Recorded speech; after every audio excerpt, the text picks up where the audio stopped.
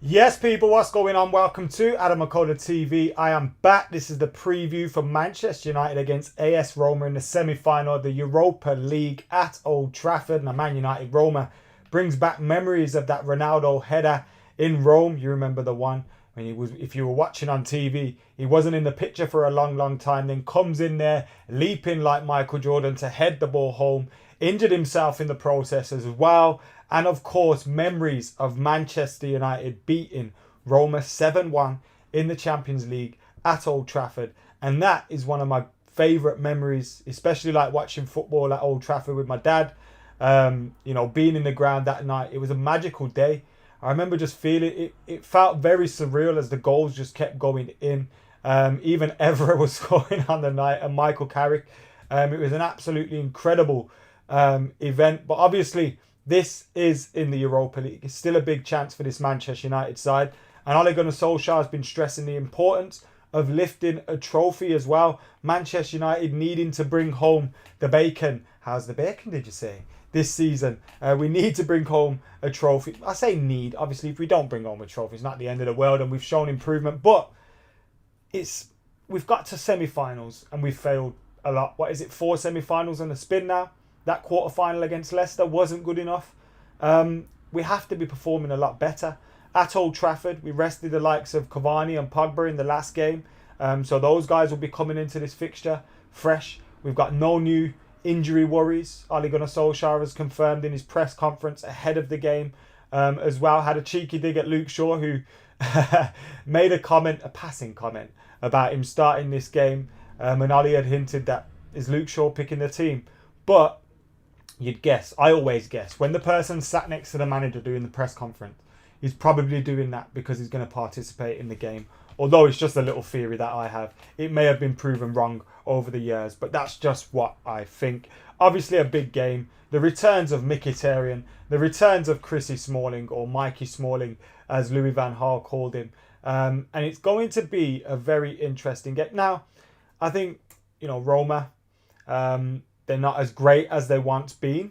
I think we can all safely say that. Roma have not, they're not as great as they once were. Coming into this fixture, lost against Cagliari, drew with Atlanta, lost against Torino, drew with Ajax in the last phase. Although they did go through overall in that because of the 2-1 win in Amsterdam. But they've been stuttering and splurting over the last couple of fixtures. Now, Manchester United, on the other hand, we've won 4 out of our last 5. That draw being the one that we didn't win against Leeds United. And we're coming into this one in good form. So we need to be showing it again and we need to be performing. Interestingly enough, I think Bruno Fernandes has been putting in performances over the last couple of weeks. But his goals and assists have dried up. So he's probably due a goal or assist in this game. Again, you'd expect him to start this one. One of the interesting talking points is who starts in goal. Is it going to be David De Gea? Is it going to be Dean Henderson?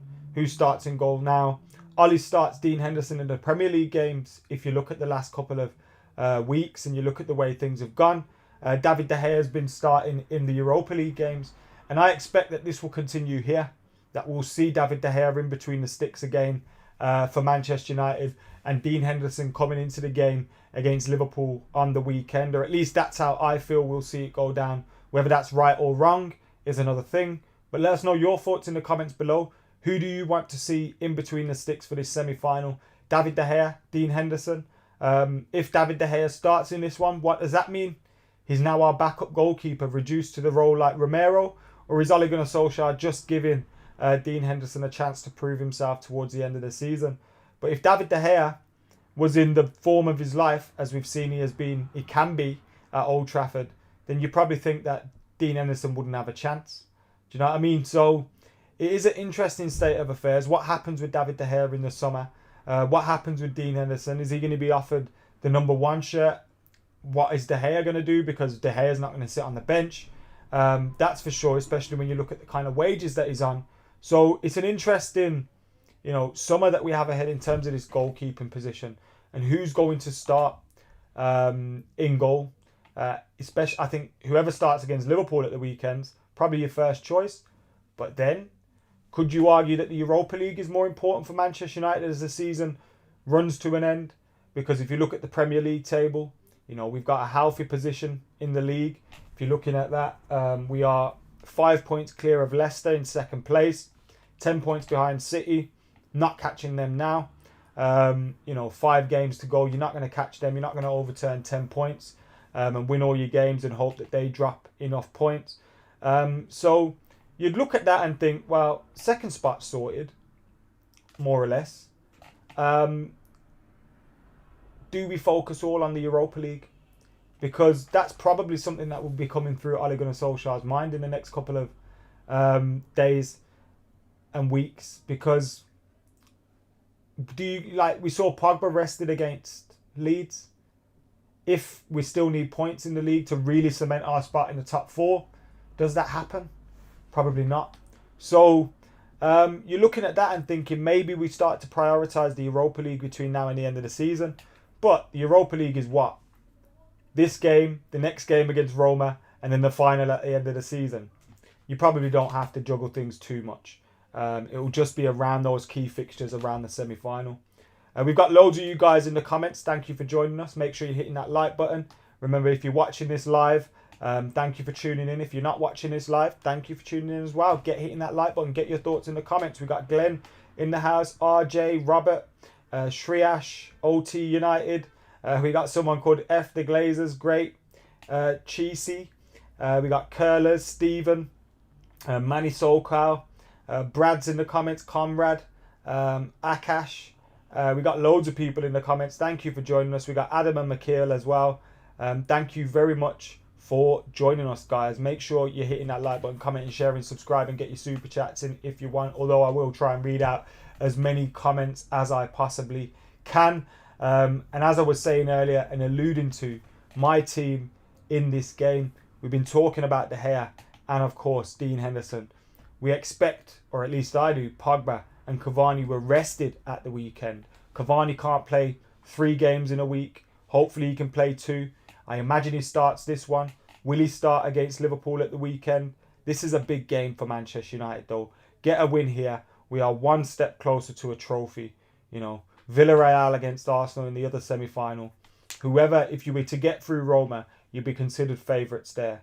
So we should be taking this really seriously now as we get to this stage of the competition. This is when I perk up in the Europa League. Can't stand it otherwise. Anyway, that's my predicted 11 right there. I have gone with Edinson Cavani leading the line. David De Gea in goal, as you can see. I've brought Eric Bailly into the back line, although that's me with my preferential treatment of Eric Bailly. But I think having just signed his deal, celebrate his new contract, get a start in the team, at the heart of the defence with Maguire. You rest up Lindelof, probably start him against Liverpool. Wan-Bissaka, sure. I think that's a cert. Although Alex Telles has started a lot of the Europa League games. Maybe we do see Telles and Bailly coming in this one, and we see Luke Shaw and Lindelof against Liverpool. Although, as I said, it's how many fixtures we got left in the league? 5. These 2, 1 more if you get to the final. 8 potential fixtures in a month, in about 6 weeks, 5 weeks. United could juggle that. So maybe we won't see as many changes as expected, but I'm going with that backline personally. Akash says Lindelof has to start. Same with Dan James. Dan James was abysmal against Leeds, sorry. And I don't think he starts this one. He started against Leeds. He won't be starting this one, in my opinion. I'd be surprised if he does. We've got a super chat from Shriyash who says, I believe if we get to the final, it will be a farewell match for David De Gea. Hope he stays. Deserves a testimonial. Watching at 4 a.m. all the way from Sydney. David De Gea, what year did he join us in again?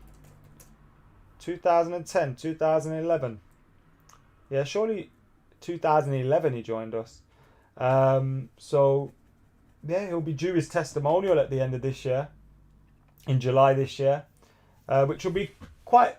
He's won everything at Manchester United apart from the Champions League. He's won the Premier League, the FA Cup, the League Cup, the Europa League. He's had a quite successful career at United. And when you consider his player of the year, player of the year, all those kind of things, how good he was for us for that period of time, one of the best goalkeepers in the world for a long time, if not the best. Some of his performances were the best goalkeeper performances I've witnessed at United, and nearly 10 years now, 10 years in a couple of months. Incredible stuff. He does deserve a lot more respect, and maybe you're right, the Europa League will be his swan song, and Ollie will be well aware of that. He won't be like me thinking, oh, really signing again? Oh, yeah, 10 years. The club will be well aware of that for sure. Would you rather Greenwood on the right or as a striker? When Cavani plays, Greenwood's going to play on the right. Obviously, you hope to see Greenwood come into his own through the middle and become more of a number 9, and I think he's showing signs of that, showing signs of maturity, intelligence in his passing and his movement. And he'll play more through the middle, but when Edinson Cavani's in the team, he didn't start the last game. You think he might start this game, especially after United had a week to prepare for the Leeds game. So Ollie would have had this game in mind. I think that means Paul Pogba starts. McTominay. Do you see Pogba maybe start on the left with Rashford on the right, Greenwood on the bench maybe, and McTominay and Fred in the midfield? But I do think we might wrap up Fred for the game against Liverpool. That's the kind of game that he thrives in. So maybe we'll see Fred miss out in this game, play McTominay. McTominay will start against Liverpool as well, I imagine. But that's the team that I am going for. Let us know your thoughts.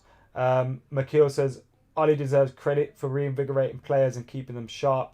Lingard, Shaw, McTominay, all finding more consistency, albeit Lingard at West Ham. Any chance of a weakened team versus Liverpool, says Pescard.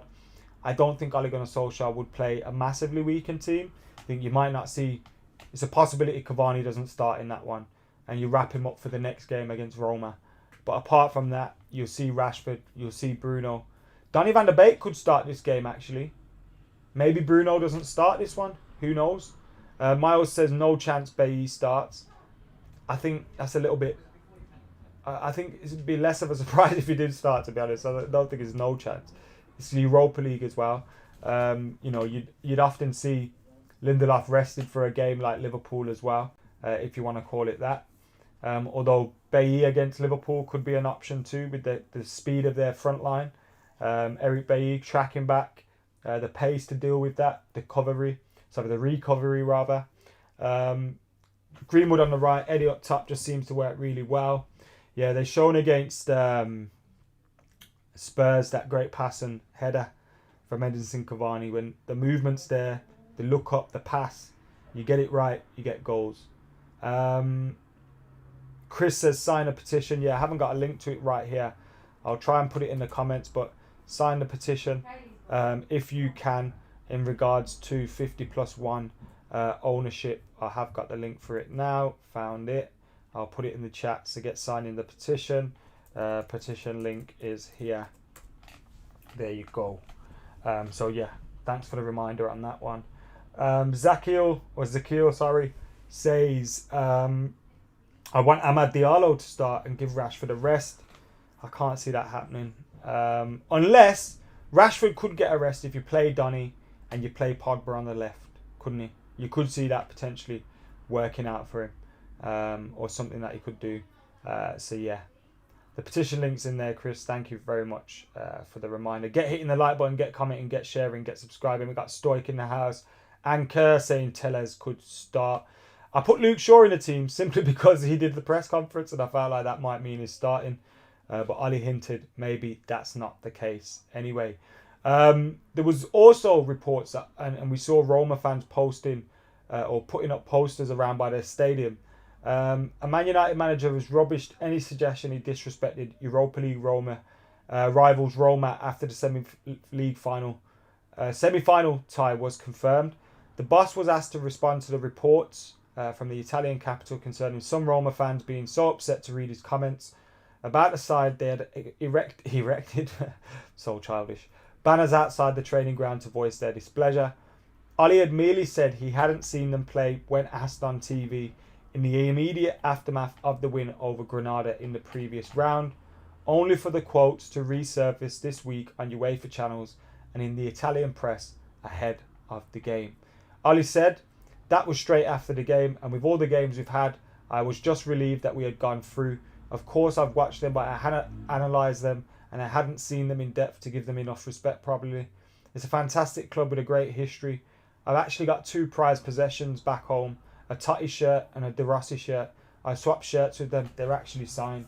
We are ready for them. My comment was not meant as any disrespect, and I think everybody knows that. I've got loads of respect for them. I know about the history, the boss continued. I know about the quality. With Smalling being there, we followed them. Then they signed Chris, and we've not watched them as much, but we've analysed them down to the ground since we drew them. So, yeah, I think it was a comment that was span out of control by the media, picked up on by Roma fans. And obviously, sometimes you can get caught out by the press and the way they're spinning comments, take it the wrong way. I don't think Ali meant any harm by it. A with the super chat. Yes, that's the name. A, simply. Says, Adam, I miss Tony, man. Our best player, Pogba aside. I miss Tony Marshall as well. I was hoping that he could have resurrected his season with some good performances towards the back end of the season and, helping us win the Europa League and that. Who knows, we could get to the final. He could be fit by then and he could play a key part in winning it. So fingers crossed that can happen. Guys, make sure you're hitting that like button, commenting, sharing and subscribing. Thank you for the super chats, by the way. That's my predicted 11. Get your predicted 11s in.